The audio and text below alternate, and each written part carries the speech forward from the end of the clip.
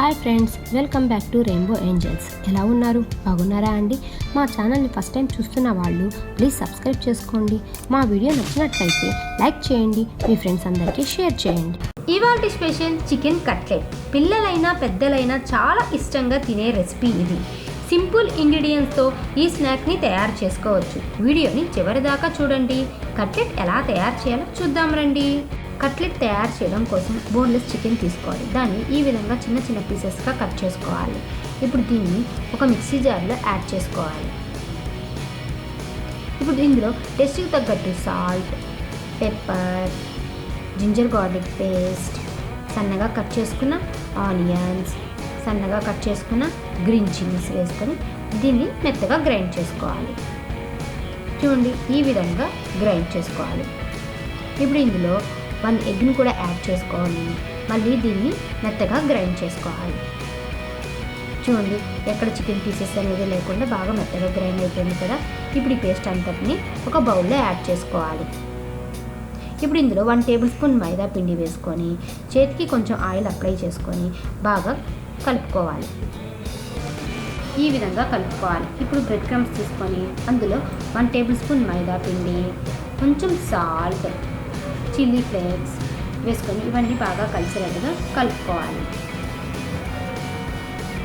చేతికి oil apply చేసుకొని మనకి ఏ షేప్ కావాలంటే ఆ షేప్ ఈ విధంగా కట్లెట్ లాగా ప్రెస్ చేసుకోవాలి. చూడండి, ఇప్పుడు బ్రెడ్ క్రమ్స్లోకి బాగా కోట్ చేసుకోవాలి. అన్ని వైపులా బ్రెడ్ క్రమ్స్ బాగా కోట్ అయ్యేటట్టుగా ఈ విధంగా కోట్ చేసుకొని ప్లేట్లో పక్కన పెట్టుకోవాలి. మనకి ఏ షేప్ కావాలంటే ఆ షేప్ని ఈ విధంగా ప్రెస్ చేసుకోవాలి.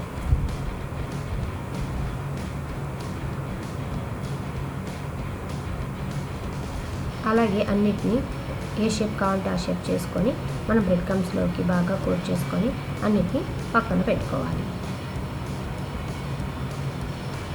పొయ్యి మీద ప్యాన్ పెట్టుకొని ఆయిల్ హీట్ చేసుకోవాలి. హీట్ అయిన ఆయిల్లో రెడీ చేసుకున్న కట్లెట్ని పెట్టుకొని బాగా ఫ్రై చేసుకోవాలి. కట్లెట్ని ఫ్రై చేసుకునేటప్పుడు ఫ్లేమ్ని మీడియం ఫ్లేమ్లో పెట్టుకొని కుక్ చేసుకోవాలి. అప్పుడే చాలా ఈవెన్గా కుక్ అవుతాయి. ఇప్పుడు వీటన్నిటిని టర్న్ చేసుకొని ఇటు సైడ్ కూడా బాగా కుక్ చేసుకోవాలి. చూడండి, ఇటు సైడ్ అంతా ఏ విధంగా లైట్గా కుక్ అయిపోయినాయో. ఇప్పుడు వీటిని కూడా ఇటు సైడ్ కూడా బాగా కుక్ చేసుకోవాలి. చూడండి, 2 సైడ్స్ బాగా గోల్డ్ కలర్కి వచ్చేసినాయి. చాలా ఈవెన్గా ఫ్రై అయ్యాయి. ఇప్పుడు వీటిని మనం సర్వింగ్ ప్లేట్లో తీసుకొని సర్వ్ చేసుకుందాం. అందరికీ ఎంతో ఇష్టమైన చికెన్ కట్లెట్ రెడీ. ఈ వీడియో మీకు నచ్చినట్లయితే లైక్ చేయండి, సబ్స్క్రైబ్ చేయండి, నోటిఫికేషన్ ట్రై చేసి ఎలా వచ్చిందో కామెంట్ చేయండి. బాయ్.